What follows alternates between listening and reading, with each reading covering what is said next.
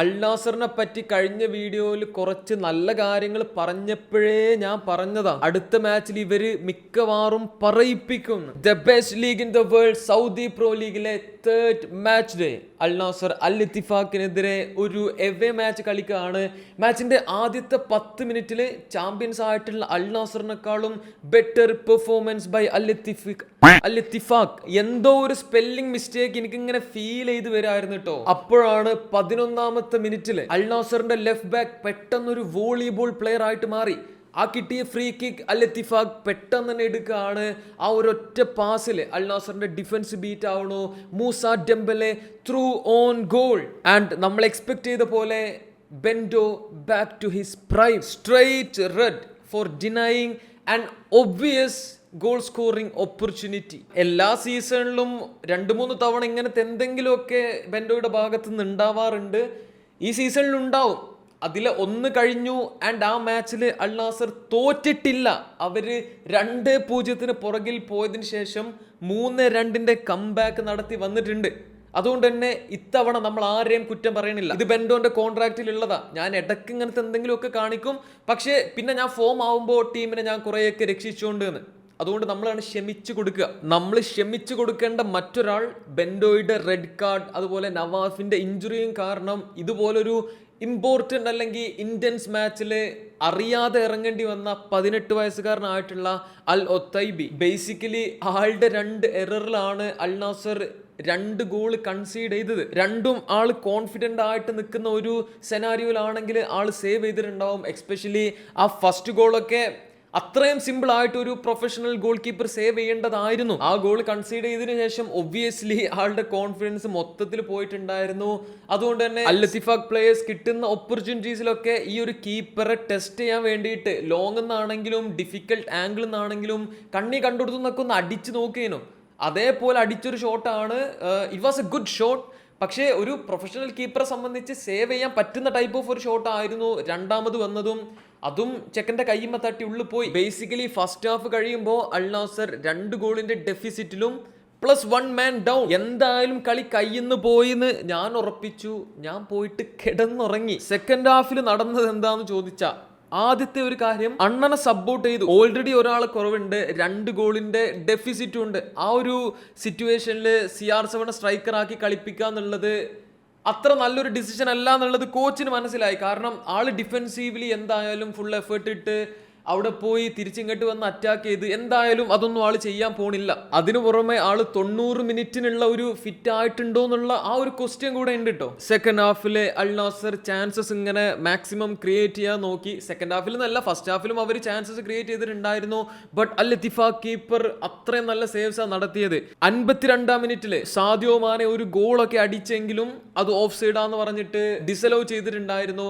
അതിനുശേഷം അൽ നാസർ ചാൻസസ് ഒക്കെ ക്രിയേറ്റ് ചെയ്യുന്നുണ്ട്, അവര് എഫേർട്ട് ഇടുന്നുണ്ടെങ്കിലും ഗോൾ അങ്ങോട്ട് വരുന്നില്ല. അവസാനം 72-ാം മിനിറ്റിലൊക്കെ ആയിട്ട് ജൗ ഫിലിക്സ് മാൻ, അൽ നാസറിന്റെ ഇപ്പോഴത്തെ ബെസ്റ്റ് പ്ലെയർ എന്ന് തന്നെ പറയാ, അത്രയും കിടിലനായിട്ടുള്ള ഒരു KDBS പാസ് ആൻഡ് മാനെ ആ ഒരു ചാൻസ് പ്രോപ്പർ ആയിട്ട് തന്നെ ഫിനിഷ് ചെയ്തു. ഈ ഗോൾ വന്ന് 2-ാം മിനിറ്റിൽ തന്നെ അൽ നാസറിന് അനുകൂലമായിട്ടുള്ള ഒരു കോർണർ.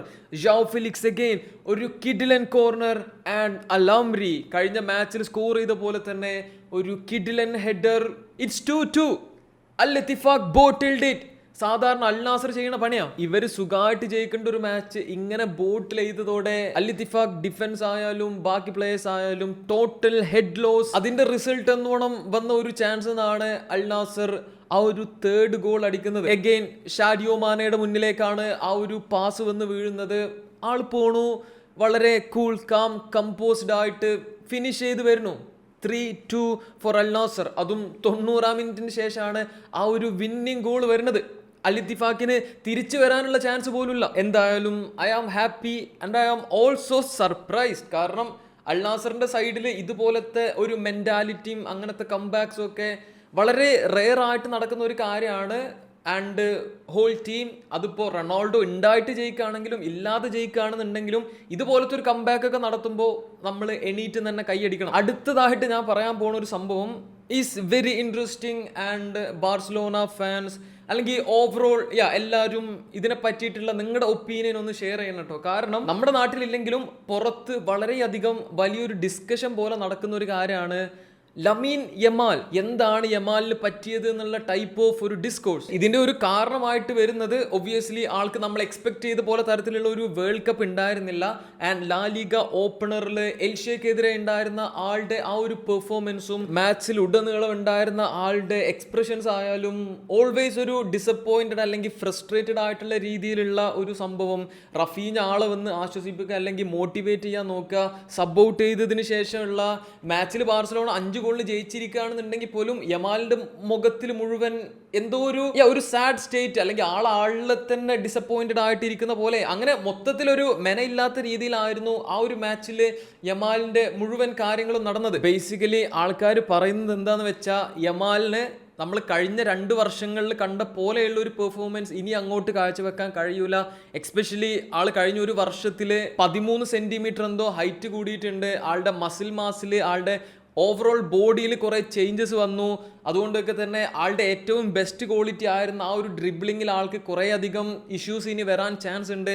അതിൻ്റെ ഒരു ഫസ്റ്റ് സ്റ്റേജാണ് നമ്മളിപ്പോൾ കാണുന്നത്. അങ്ങനെ ഇങ്ങനെയൊക്കെ കുറേ ആളുകൾ അൻസു ഫാറ്റിയുമായിട്ട് വരെ യമാലിനെ ഇപ്പോൾ കമ്പയർ ചെയ്ത് തുടങ്ങുന്നുണ്ട്. അവർക്ക് സെയിം സിറ്റുവേഷൻ ആണ് വരാൻ പോകുന്നത്. ബേസിക്കലി ഫാറ്റിക്കും ഇതേപോലെ വളരെ യങ്ങിൽ തന്നെ ആളുടെ പീക്ക് വന്ന് പിന്നെ അങ്ങോട്ട് ഡൗൺഫാൾ ആയിരുന്നു.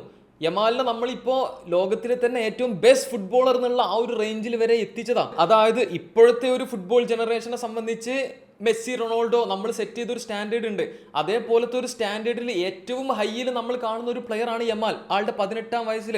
അതുകൊണ്ട് തന്നെ ആളുടെ ഭാഗത്തു നിന്ന് ഒരു കൺസിസ്റ്റന്റ് പെർഫോമൻസ് ഇല്ലെങ്കിൽ, ആ ഒരു സ്റ്റാൻഡേർഡ് മെയിൻറ്റെയിൻ ചെയ്യുന്ന ടൈപ്പ് ഓഫ് പെർഫോമൻസസ് വരുന്നില്ലെങ്കിൽ ആൾക്കാർ ഓരോന്ന് പറയും. ഇനി ആ ഒരു സ്റ്റാൻഡേർഡിന്റെ ബെയർ മിനിമം പോലും കാണിക്കാതെ താഴേക്കുള്ള കളിയാണെന്നുണ്ടെങ്കിൽ ഇതേപോലത്തെ ടൈപ്പ് ഓഫ് ചർച്ചകളും വരും. വേൾഡിലെ തന്നെ ബെസ്റ്റ് ഫുട്ബോളേഴ്സിൽ ഒരാളെന്ന് പറയുന്ന ടൈപ്പ് ഓഫ് കാറ്റഗറിയിൽ എത്തുമ്പോൾ ആളുടെ മേലെ ഒബ്വിയസ്ലി അതിപ്പോൾ ആരാണെങ്കിലും നല്ല പ്രഷർ വരും.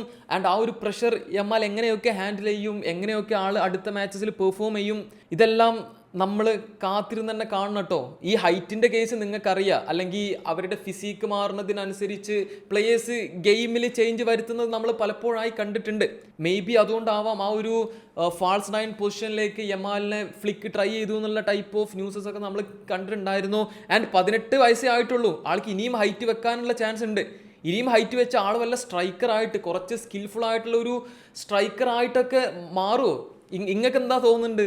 Please comment. ഓക്കെ, ഇനി വല്ല ബ്രേക്കപ്പ് ആയി അതിൻ്റെ ഡിപ്രഷനിലാണോ എന്നാവട്ടോ, അതെനിക്കും അറിയില്ല. കുറച്ച് അങ്ങനത്തെ കഴപ്പ് ചെക്കനുണ്ടല്ലോ, ചിലപ്പോൾ അതാവും അതിൻ്റെ ഒരു വിഷമത്തിൽ ആൾ റിക്കവർ ആവണുണ്ടാവുള്ളൂ. എന്തായാലും നിങ്ങളുടെ ഒപ്പീനിയൻസ് തീർച്ചയായിട്ടും കമൻറ്റ് ചെയ്യുക. ചിലപ്പോൾ നമ്മൾ വെറുതെ എഴുതാപ്പുറം വായിക്കാവും, ആൾക്ക് ഒരു ബാഡ് ഗെയിം സംഭവിച്ചതാവാം, അത്രേ ഉണ്ടാവുള്ളൂ.